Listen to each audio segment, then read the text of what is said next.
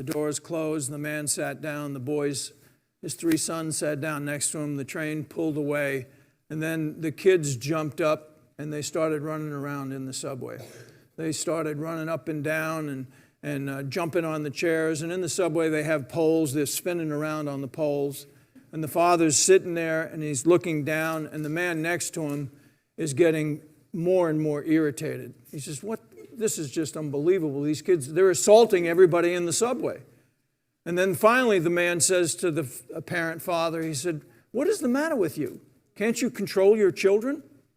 And then the man lifted his head up and looked at he looked at the man with tears in his eyes.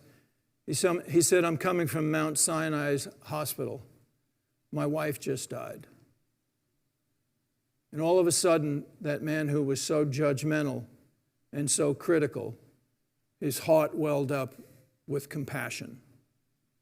He saw the suffering that this man was going through.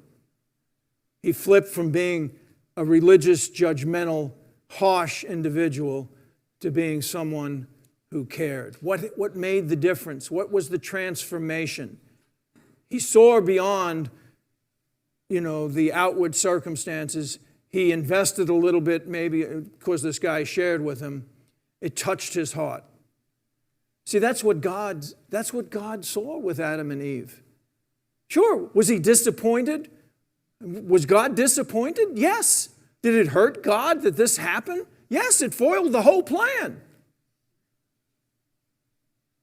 But right away, he sets in motion a plan for man's salvation.